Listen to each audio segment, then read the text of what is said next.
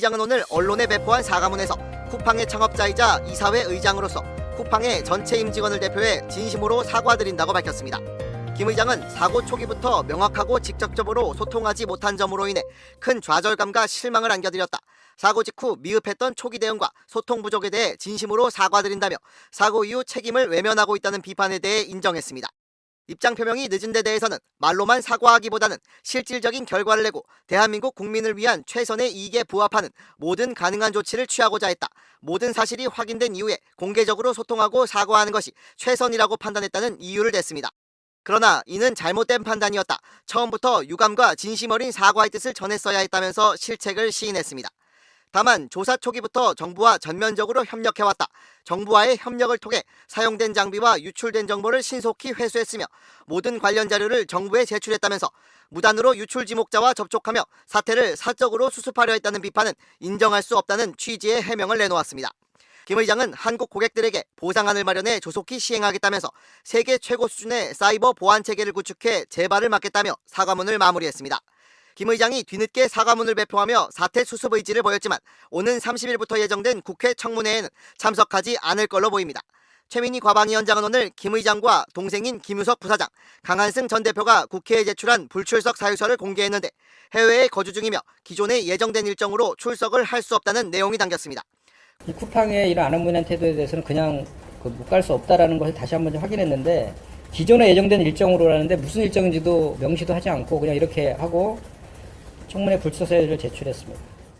쿠팡은 지난 25일 정부와 협의 없이 단독으로 조사 결과를 발표하면서 유출자의 협조를 얻어 범행에 사용된 노트북을 회수했으며 외부 유출은 없었다고 주장한 바 있습니다.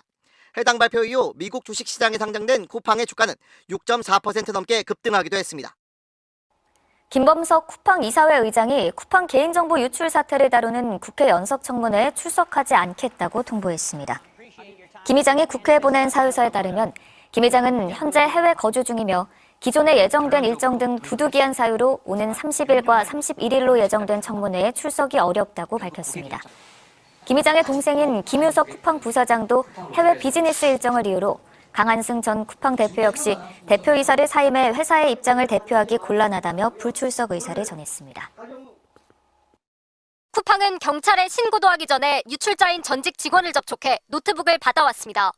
증거 오염 우려가 있을 수 있는 상황입니다. 이때 꺼내든 카드가 정부 지시였습니다. 정부가 만나라고 했다며 수사기관 협조 없이 유출자를 따로 만난 사실을 정부에 협조한 것으로 포장했습니다. 법적인 수사 과정에서도 이제 증거나 증인이 오염되지 않도록 이제 1차적으로 수사기관이 접촉하는 게 굉장히 중요한, 조사를 방해할 목적이 있었다 하면 공무집행 방해나 증거인멸에 관한 책임이 발생할 수도 있습니다. 범정부 TF는 이에 대해 정부가 공식적으로 발표한 바 없는 사항을 자체적으로 발표해 혼란을 끼치는 것에 대해 유감스럽다며 불쾌감을 드러냈습니다. 쿠팡은 또 유출자가 실제 저장한 고객 정보는 3,000개에 불과하다는 점을 재차 강조했습니다. 3,300만 명의 개인정보에 접근했지만 실제 가로챈 건 10,000분의 1 수준이라며 유출 피해 규모를 크게 줄인 겁니다.